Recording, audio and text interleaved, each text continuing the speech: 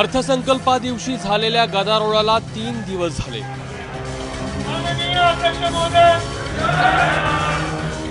आणि आज सदन सुरू होताच 19 गोंधळी आमदारांचं निलंबन करण्यात आलं।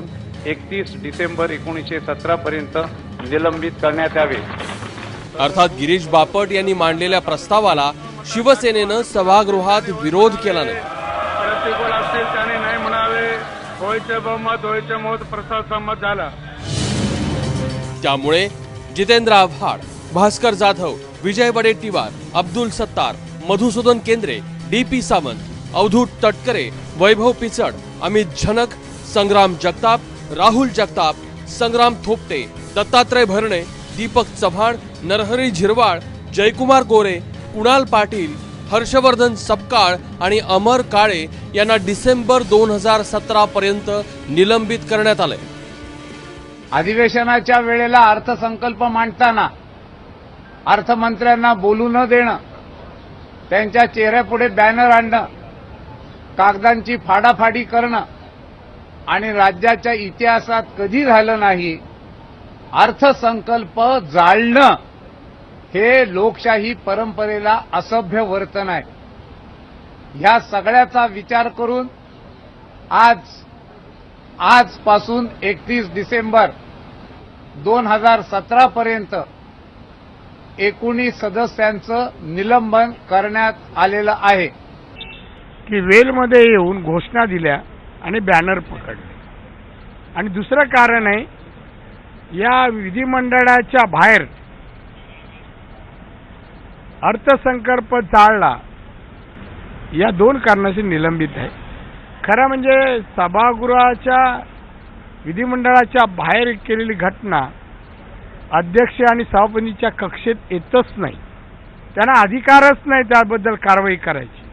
आणि दुसरा प्रश्न, विधिमंडळात जे बॅनर आणि घोषणा यापूर्वी दिल्या होत्या, यापूर्वी दिल्या, शिवसेना बीजेपी वाल्यांनी दिल्या होत्या ना। पण या निलंबनामागे खरं राजकारण आहे ते सरकार वाचवण्याचं। कारण विधानसभेत भाजपचे 122 आमदार आहेत, अपक्षांची संख्या 7 आहे, बहुजन विकास आघाडीचे 3 आहेत, रासपचा 1 आणि शिवसेनेचे 63 असे मिळून 196 आमदार आहेत। पण ऐनवेळी जर शिवसेनेनं कर्जमुक्तीच्या प्रश्नावर अर्थसंकल्पाच्या विरोधात मतदान केलं तर सरकारकडे फक्त 133 आमदार उरतील।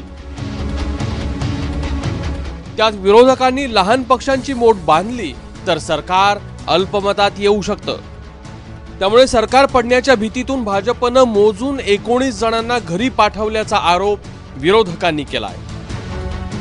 काँग्रेस, राष्ट्रवादी काँग्रेस, सर्व विरोधी पक्षाचे आमदार आणि त्यांच्या समावेश जर शिवसेनेचे आमदार या सर्वांनी जर भारतीय जनता पक्षाच्या विरोधी मतदान केलं किंवा कपात सूचनेवर जर मतदान केलं तर सरकार अल्पमतात येऊन बजेटमध्ये जर सरकारचा पराभव झाला तर सरकारला ताबडतोब राजीनामा द्यावा लागतो। आता ती परिस्थितीची संभावना लक्षात घेऊन नेमके मोजून आमदार त्यांनी निलंबित केलेले आहेत विरोधी पक्षाचे। म्हणजे जरी शिवसेनेने विरोधकांच्या बाजूला मतदान केलं तरी भाजपाला आणि त्यांच्या अपक्ष आमदारांना बहुमत मिळेल आणि सरकार धोक्यात येणार नाही। विरोधक आणि मित्रपक्ष शिवसेना बेसावध असताना भाजपनं निलंबनाची खेळी केली। त्यामुळे राजकीय गणित भाजपच्या बाजूनं झुकताना बघून आता शिवसेनेनंही आमदारांचं निलंबन तातडीनं मागे घेण्याची मागणी मुख्यमंत्र्यांकडे केली आहे। मुख्यमंत्र्यांशी आम्ही चर्चा करत असताना त्यांनी स्पष्ट केलेलं आहे की हा कालावधी अनेक वेळेला आपल्याही बाबतीमध्ये आम्ही जेव्हा विरोधी पक्षात होतो त्याही वेळेला 2-2, 5-5 आमदारांचं कुणी राजदंड पळवला म्हणून एका आमदाराचं अशी निलंबनं 1-1 वर्षासाठी झालेली आहेत। परंतु नंतर अध्यक्षांच्या मध्यस्थीनं, विरोधी पक्ष नेत्यांच्या मध्यस्थीनं ती आपण मागे घेतलेली आहेत। अशी अनेक उदाहरणं विधिमंडळाच्या इतिहासामध्ये आहेत आणि याही वेळेला त्याची निश्चितपणानं पुनरावृत्ती होईल अशी परिस्थिती आम्ही निर्माण केलेली आहे। निलंबनाच्या एका खेळीमुळे पुढची 2 अधिवेशनं बिनधोक पार पडणार आहेत। शिवाय वर्षभर सरकार बिनधास्त असेल, शिवसेनेच्या ब्लॅकमेलिंगनं फरक पडणार नाही, असे अनेक पक्षी निलंबनाच्या एका दगडानं मारण्यात आले। रश्मी पुराणिकसह ऋत्विक भालेकर, ABP माझा, मुंबई.